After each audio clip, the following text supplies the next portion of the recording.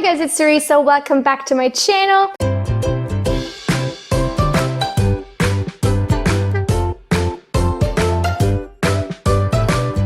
In today's video, I'm gonna talk about some books that I read in 2019 that I thought were way overhyped. Now, don't get me wrong here, these are not exclusively, do we have any 2019 releases? None of these are 2019 releases. Most of these are older, but I just read them all this year. And if you're wondering how I distinguish between books for this video and books for my most disappointing reads of 2019 video, basically my most disappointing books are books that I had very high expectations of for one reason or another, and they weren't that good in the end. But in this video, I'm just gonna talk about books that are very, very hyped everywhere, mostly on BookTube, and I just didn't see it. Didn't see the hype. So here we go. Plus, there's a lot more books that I already mentioned in my worst and most disappointing books video where that already fall into this category by nature of being disappointing and being the worst. So those obviously are also overhyped if they're hyped. But this is a more specific video where I want to talk about different books than those, if that makes sense. The first book is The Last Time I Lied by Riley Sager. This is kind of a stand-in for all of Riley Sager's work. This is the only one I've read so far, but they're all very hyped. Lots of people love these. I did an entire rant video on this book why none of this makes any freaking sense. And that's kind of my bottom line on this. I think he's a good writer and he has a very interesting concepts, but he refuses to adapt them to suit reality and rather like adapts reality to suit his plots, like what he wants to do with the book. It seems to me that like if he has a good idea, he'll just make it work.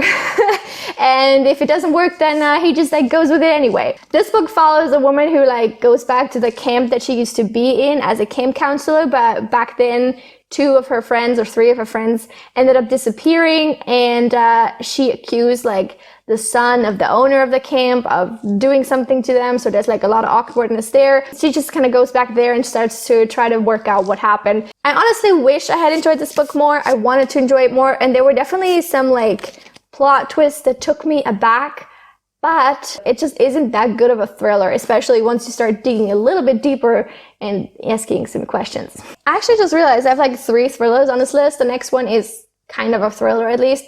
That's My Sister the Serial Killer by Oyinkan Braithwaite. This book follows a woman whose sister just kills people. Men, usually, because she wants to, and the main character, Kuriti, kind of helps her get rid of the bodies, and she kind of wants to believe that her sister is only doing this out of self-defense, but then her sister starts kind of going after the man that she has a crush on herself. So the thing about this book is that I wasn't expecting it to necessarily be a thriller, but I was expecting it to be funny, at least, because some people were saying like it's not a thriller, it's kind of more funny, but, or at least like interesting, but it wasn't. So in my opinion, there isn't like anything that's specifically wrong with this book that I could point out to you right now. The thing is though, that whenever I read a book, I want to come away from this reading experience with at least something, right? I want to either feel something, I want to think about something, I want to learn something, I want to enjoy it. Like there's like a lot of different outcomes that you can have when reading a book. But with this book, I had none of them. I read it and then I was finished reading it. And I didn't take anything away from it. I just didn't really end up seeing like the point of the book, basically, is what I'm trying to say. Like, I don't understand what you're trying to say. The next book I have here is An Ember in the Ashes by Sabah Shahir. This is the first book in a YA dystopian, sci-fi, fantasy trilogy. I don't know actually what this genre is. This book is an interesting case because at the end of the day, I did enjoy myself while reading it, but I also, while reading, noticed that it has a lot of flaws. Like the plot is like the most basic thing that you've ever read. It's so unoriginal. Like just again, think early 2010s fantasy series. I think this was published 2015, that counts. Those, you know, they're kind of all the same, and this falls into that same category. Like there's an empire, people try to overthrow the empire. Romance. That's it. I also didn't feel like the characters were particularly fleshed out or very interesting. There's like the hint of a love triangle, which just makes me gag to think about. And at the end of the day, I just, I didn't connect to any of it. I didn't think the world made much sense either. And it wasn't, again, very like well constructed. there just wasn't a lot of world building, or if there was, it was just done entirely in exposition. So I just couldn't connect with this book on like a higher level, but for some reason I still enjoyed my reading experience. So I don't think it's like the worst of the worst, but it's definitely more like fast food literature, at least in my opinion. And I don't think it deserves the hype that it gets. Like, people love this, but I don't really understand why. The next book I think is quite overhyped is Normal People by Sally Rooney.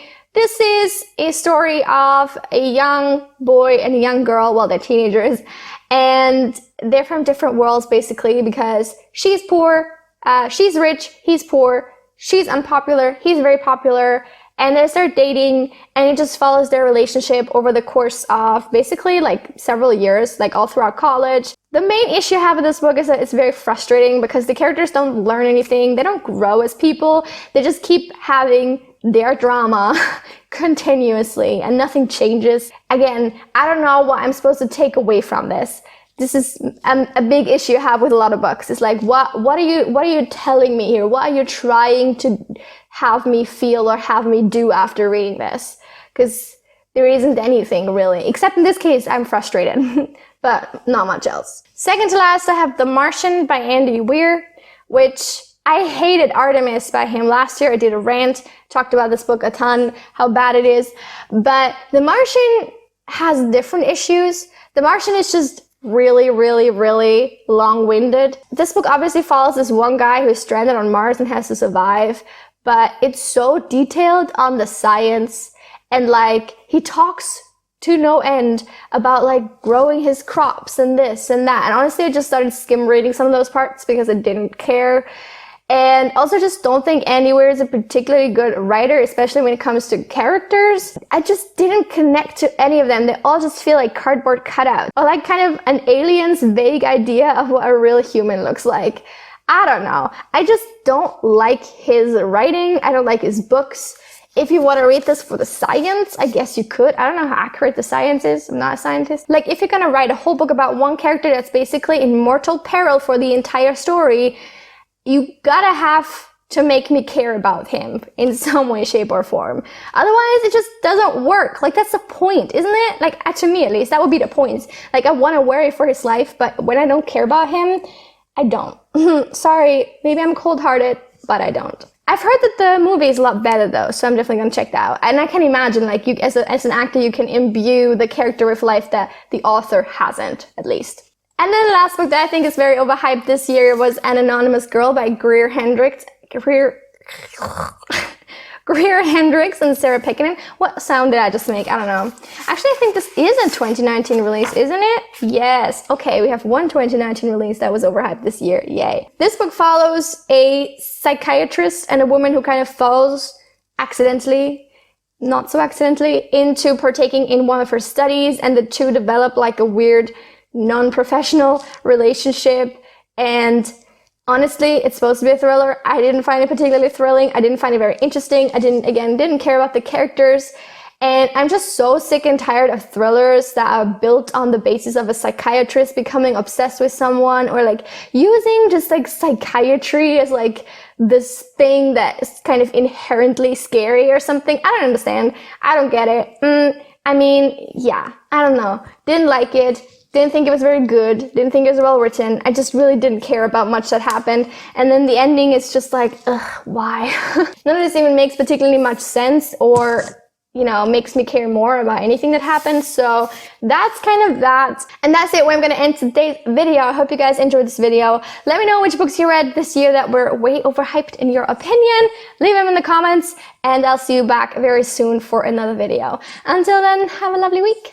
Bye.